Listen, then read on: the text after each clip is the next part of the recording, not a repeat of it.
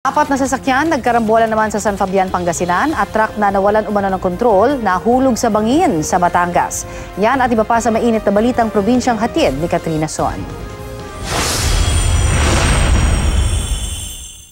Yuping-yupi ang harap ng truck na ito matapos mahulog sa bangin sa Laurel, Batangas. Patay ang driver nitong si Apolinario Doliano habang sugatan ang pahinanteng si Eric Linis. Batay sa investigasyon, nawala ng kontrol ang driver sa kanyang manibela kaya dumiretso ang truck sa bangin.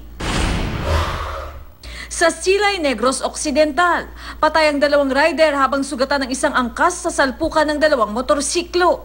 Ayon sa pulisya, wala raw suot na helmet ang mga biktima. Mabilis daw silang magpatakbo at nang magpang-abot sila sa intersection, tumilapon sila sa kalsada. Sugatan ng 9 na sakay ng 4 na sasakyang nagkarambola sa San Fabian, Pangasinan. Inararo sila ng kotseng minamaneho ni Joseph Cleo Castro na nakatulog daw ayon sa investigador. Handa naman daw humarap sa anumang reklamo ang mga biktima. Katrina Son, GMA News.